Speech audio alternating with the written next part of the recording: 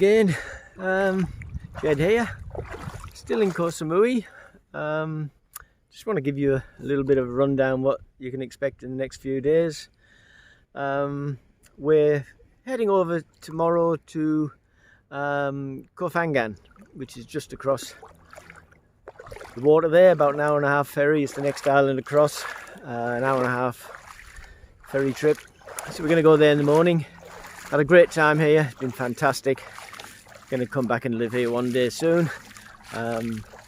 So that's tomorrow's plan. And the reason I'm going back there, I've got to Phangan, is because I've been able to source a good GoPro camera at a good price.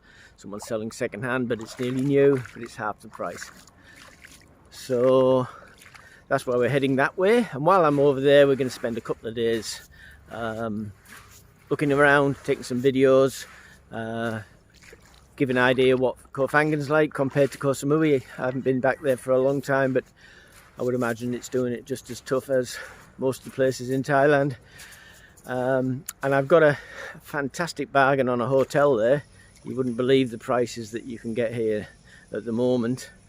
And I'll tell you all about that tomorrow on the ferry. Very, very cheap. Everything's so cheap here at the moment, but this is probably one of the cheapest places I've seen, and from the pictures looks fantastic. So I'll talk about that tomorrow, and then when we get there I'll be able to show you exactly where it is and what it is, and I'll put links for any place I go. I'll put links on the site so that you can have a look for yourself, and probably Google Maps and things like that, so you know where these places are if ever you come over this way and you want to go and have a look yourself.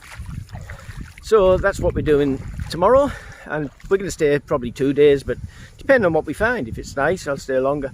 You know, that's a good thing about being retired. There's no real rush, and the prices, it's, you know, you can't beat it. So it's not costing me a fortune to stay anywhere at the moment. So then after that, after 2 or 3 days depending on what we find, we're going to go over to Sichuan, which is on the mainland in Nakhon Si Thammarat province. So we're going to go over there, and we're going to go to a temple, which is my favourite temple. Has a lot of significance for me. Changed my life quite a bit going there a few years ago. I'll tell you about that in a second, but the temple's called Wat Chedi Ai Kai. Kai in Thai means chicken, so it's the chicken temple. That's what everyone knows about, knows it as. So the reason why it's so famous is it's because it's not a temple where you go to pray for people who are sick, or you know, the normal temple where people have problems and they want to go and talk to Buddha and try to solve their problems. This one is only about, it's about money. It's fine. It's a financial one. If you have money problems, which, let's face it, most people do nowadays with COVID, so a lot of people are doing it tough. So a lot of people go to this temple to ask for help, to try to get through the COVID-19 problems that they're having till businesses reopen. So that's the main reason people go there. The history about it, or the story behind it, is 1,000 years ago, a young boy and his master, a young boy called Ai Kai, which is who the temple is named after, Wat Ai Kai. They went to the temple, and while they were there, the master said to Ai Kai that he had to go and do some business, and he left Ai Kai at the temple while he went to do what he needed to do. Ai Kai, being only a 9-10-year-old boy, decided to go exploring around the area, around the temple and the area around the temple, and he found a treasure. Now, no one knows what that treasure is. It's 1,000 years ago, so it's all been lost in translation, I suppose, since then. But apparently it was a very large treasure. So obviously he thinks he's lucky, but then his luck changed for the worse, because when his master came back, he found Ai Kai dead. Ai Kai had died at the temple. So the reason that people go there is Aikai's spirit is supposed to be at the temple, and with him being lucky and finding a treasure, that's why people go there. They want to be lucky, they want their money problem solved as well. And it works. I've seen many examples in newspapers or on the websites or by people talking. Lots of Thai people, friends, have talked about people they know who've been down and out and having real problems financially, and they've gone there, and then suddenly their life has changed, and they've won the lottery, or they've got an inheritance, or their business has picked up. So there's something to it, I suppose.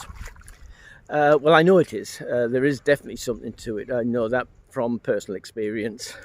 About when I first arrived in Thailand, which was 2017, 4 years ago, I was having a lot of bad luck. My marriage had broken up.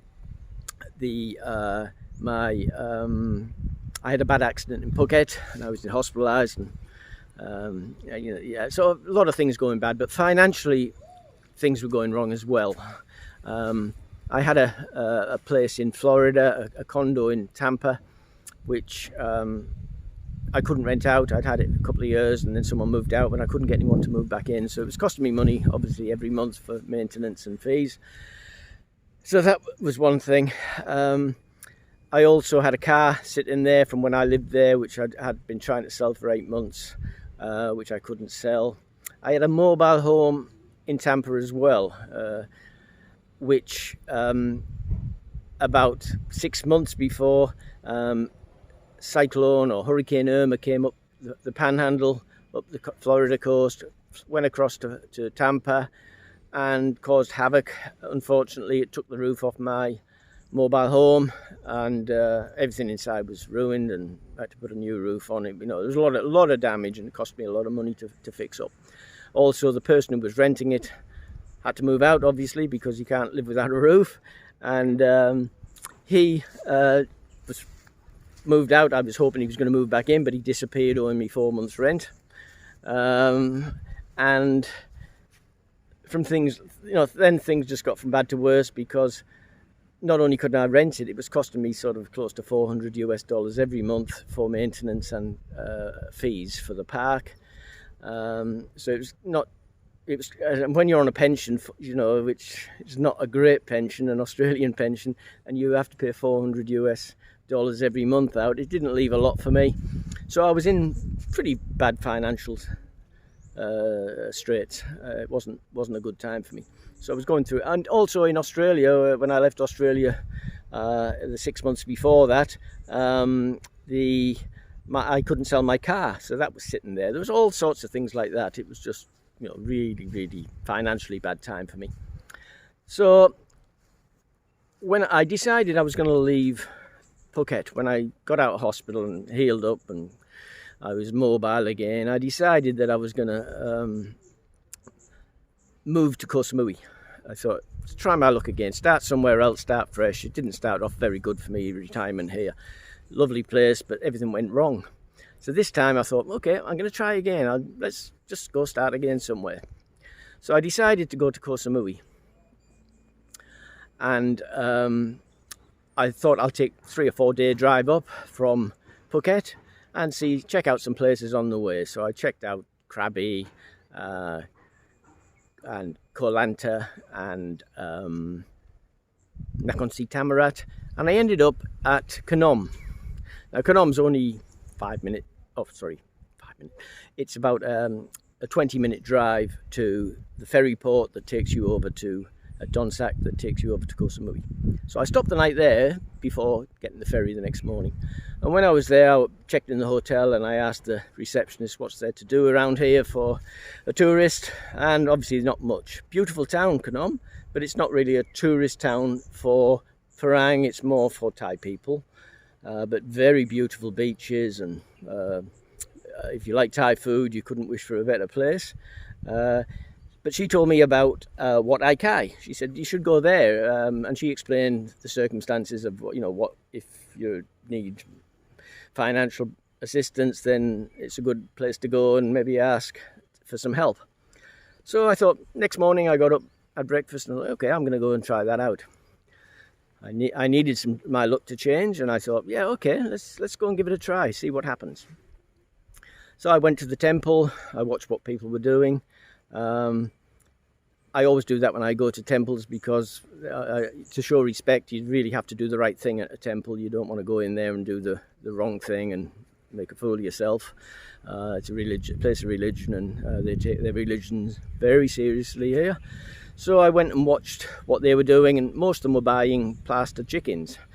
Some were huge, 6 foot tall, and others were a few inches tall. So the huge ones obviously cost mega bucks, but I bought a couple of not even medium size, just smallish size, but not the smallest, chickens for 200 baht each. And I did what everyone else was doing. I went to the temple where the statue of Aikai. I placed them there. I lit some candle and some incense, and I asked for some help. I told him, Buddha, what had happened, what, financially, the problems I was having. Yeah, so I just said, can you help me, Buddha? I got a few financial problems here I'm trying to deal with. Having a bit of a problem. Any chance of a little bit of help? And I left the temple, thought no more about it, hoped that something might come of it, but not really having much, not thinking that anything would really come of it. But if you don't try, you don't know, do you? So I headed back to the hotel. Next morning, got up, took the ferry, checked out, took the ferry from Donsak to Koh Samui, start my new life in Koh Samui. I stayed at a hotel for about a week and then found a condo, moved in the condo. Everything was about the same, nothing happening, and I thought, oh God, this is really bad. What am I going to do? And about 3 days after that, after I moved in, I get a phone call first thing in the morning from my real estate agent in Florida, and she said, guess what, Jed, I've sold your place. Wow, I said, thank you so much. That was a big one, because that freed up quite a lot of money. So that made a massive difference. And I thought, thank you, Buddha. I thought, wow, this worked. And I didn't expect anything else. I thought, that's fantastic. I still would like a little bit more help, but let's face it, that was enough. That helped me a hell of a lot. So I thought no more about it. I waited till 4 or 5 weeks for the settlement. I thought that 4 or 5 weeks I should get a little bit more money in my bank. Then 2 days later, I get a phone call from my wife in Australia. Jed, I've sold your car. Got someone come around for it, liked it on site. They paid asking price. Oh, asking price? That's very rare. Yeah, so that's sold. I said, okay, thank you so much, darling. Pop it in my bank account for me, and I'll transfer it over here to Thailand. So that was 2, and I think, well, that's enough. I can't ask too much more than that. Then only a few days after that, my car in Tampa sold. I got an email from a friend who was trying to sell it for me, saying that it sold. It took quite a drop in price, but I was glad to get rid of it, so I thought, no, that's fine. And then one of the best things that happened about a week after that was when the agent from the same agent who sold my condo in Tampa emailed me and said that she'd rented my mobile home for 12 months on a 12-month lease, which was a big thing, because, as I say, it was costing me $390 US dollars, maybe 600 Australian dollars every month of my pension for 8 months, and I was taking a big hit on that one. So for that one to rent for 12 months meant not only wasn't it costing me money, I was making some money. I was getting some money back. So it worked for me. Whether it's coincidence, whether it's karma, whether it's divine intervention, whatever, I've got no idea. But I can tell you it worked for me, and that my money worries disappeared within a few weeks of going to this temple. So that's the reason I'm going back there after we've been to Ko Phangan. I want to go back there because I've just started this YouTube channel and I want it to be successful. I want to make some money from it. I'm doing it for the love of it, because I love traveling and I love Thailand and I love Southeast Asia. So I'm doing it for that. But I would also like it to be successful. It's a challenge for me and I'm enjoying it, but I obviously would like to make it so that it pays for itself, or at least helps a little bit on I'm traveling around Thailand, or if COVID goes, going to Vietnam or Malaysia or wherever I'm going to be doing these videos from. But at the moment, only Thailand. It helps me a lot if I get subscriptions, or if I'm monetized, and it can help pay for the petrol to drive around, the hotel. So that's the reason I'm going there. I'm going to go say to Buddha, look, Buddha, thank you for last time. I really appreciated that, but I need a little bit more help. And I'll tell him about my YouTube channel, and I'll tell him that I'm advertising his Wat Akai, so maybe he'll get some people coming there to convert to Buddhism, or at least give a few bob to it. And I'm going to ask him to help again. I'll let you know if it happens. I'm hoping it will. But even if it doesn't, I still love going there anyway, so that's fine. So we'll leave it at that. I'll talk to you tomorrow on the ferry to Ko Phangan, and I'll tell you a little bit more about what we're going to be doing in the next few days and weeks. And then when I get back, this is more or less a practice run. I'm more or less using this to iron out the problems and getting my video editing right, and getting the right equipment. So I'm using this for that, to sort things out like that. But in the next, after I go back to Ho Hin, the next thing is to plan the itinerary for where to go in Thailand, to show you people the great places that are here. Now then, it's not just for retirees, it's not just for people who are retiring. This channel is for anyone who is thinking of coming to Thailand for a holiday, or for a digital nomad who's thinking of working here, because it doesn't matter if you're a retiree or not. All these places that I'm going to show you are for everyone. It's not just retirees. It's for people who've been maybe sat at home for the last 15, 16 months, but maybe by the time it all comes around, it could be another few months yet. So maybe even 2 years, they've been sat at home doing nothing, and they think, I want to go somewhere, not just for a few weeks, I want to go for somewhere for 2 or 3 months, rent a place, go to Thailand, rent a nice place in Chiang Mai or Koh Samui, and just live life as it should be, not just stuck in a house doing nothing for all that time that they've just wasted of their lives. So now it's time to pick up your life, start again, do some things that you should have been doing over the last 2 years nearly.